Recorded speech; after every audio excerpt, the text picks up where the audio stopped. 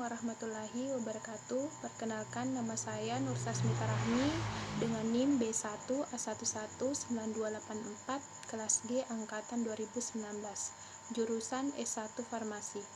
Di video kali ini saya akan menjelaskan beberapa resume tentang materi. Yang pertama, materi dan energi, kemudian yang kedua, sistem periodik unsur, kemudian yang ketiga, ikatan logam dan hidrogen, kemudian yang keempat, ikatan ion, kemudian yang kelima, ikatan kovalen, kemudian yang keenam, ikatan van der Waals.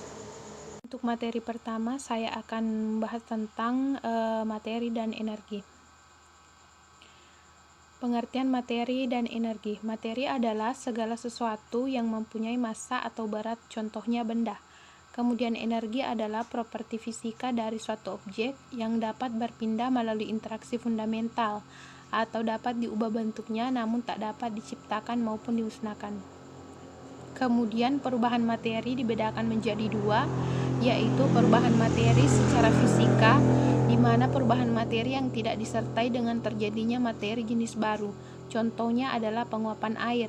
Kemudian yang kedua, perubahan materi secara kimia, yaitu perubahan materi yang menghasilkan satu atau beberapa materi jenis lain, contohnya pembakaran.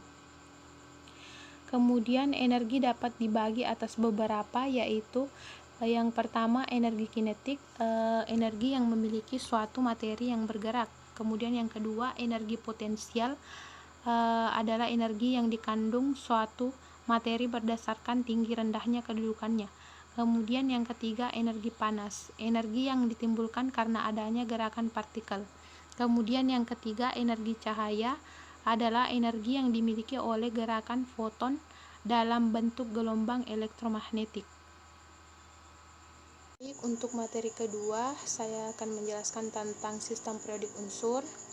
Sistem periodik unsur adalah suatu daftar unsur-unsur yang disusun dengan aturan tertentu. Pada tabel sistem periodik sebelah kanan itu bersifat logam, kemudian pada tabel sebelah kiri itu bersifat non-logam. Untuk ciri-ciri unsur logam, yang pertama yaitu bersifat padat, kemudian yang kedua unsur bersifat konduktor, kemudian yang ketiga memiliki kerapatan yang tinggi. Sedangkan untuk ciri-ciri unsur non-logam, yang pertama yaitu bersifat rapuh, kemudian yang kedua bersifat isolator, kemudian yang ketiga memiliki kerapatan unsur yang rendah. Kemudian sifat-sifat periodik unsur, yang pertama itu jari-jari atom, kemudian yang kedua energi ionisasi, kemudian yang ketiga keelektronegatifan, kemudian yang keempat sifat logam, kemudian yang kelima kereaktifan, kemudian yang keenam afinitas elektron. Selanjutnya saya akan membahas materi ketiga, yaitu ikatan logam dan hidrogen. Ikatan logam adalah ikatan antar atom dalam suatu unsur logam dengan menggunakan interaksi antar elektron valensi. Sedangkan hidrogen adalah salah satu unsur kimia yang mudah terbakar.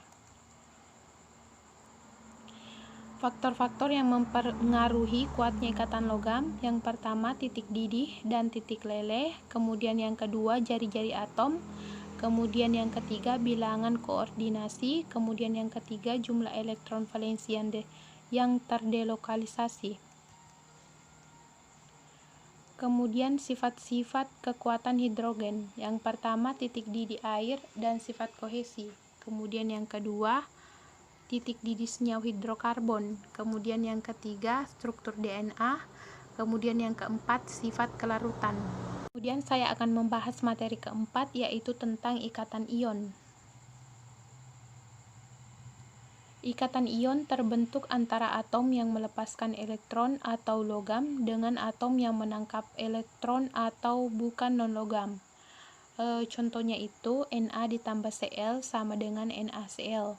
Keduanya memiliki perbedaan elektronegativitas yang besar sehingga pasangan elektron yang membentuk ikatan lebih banyak tertarik oleh atom Cl. Kemudian ciri-ciri ikatan ion. Yang pertama yaitu terjadi pasangan antar atom unsur logam dan non-logam. Kemudian yang kedua, terjadi pasangan elektron atom unsur yang mempunyai energi ionisasi rendah dengan atom unsur yang mempunyai afinitas elektron besar. Kemudian yang ketiga, terjadi karena perbedaan keelektronegatifan besar. Baik, saya akan menjelaskan untuk materi kelima, yaitu tentang ikatan kovalen. Ikatan kovalen adalah ikatan kimia yang memiliki karakteristik berupa pasangan elektron yang saling terbagi atau pemakaian bersama elektron di antara atom-atom yang berikatan. Selanjutnya, jenis-jenis ikatan kovalen. Yang pertama yaitu ikatan kovalen tunggal, kemudian yang kedua ikatan kovalen rangkap 2, kemudian yang ketiga ikatan kovalen rangkap 3, kemudian yang keempat ikatan kovalen polar, kemudian yang kelima ikatan kovalen nonpolar, kemudian yang keenam ikatan kovalen koordinasi. Kemudian saya akan menjelaskan materi yang terakhir, yaitu tentang ikatan van der Waals. Ikatan van der Waals adalah ikatan yang berlaku akibat kedudukan kumpulan kimia yang berdekatan.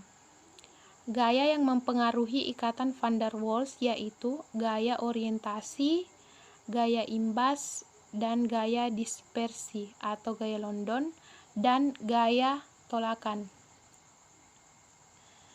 Gaya van der Waals dibagi berdasarkan jenis kepolaran partikelnya, yaitu interaksi ion dipol atau molekul polar, kemudian interaksi dipol-dipol, kemudian interaksi ion dipol terinduksi, kemudian interaksi dipol-dipol terinduksi dan antaraksi dipol terinduksi atau gaya London.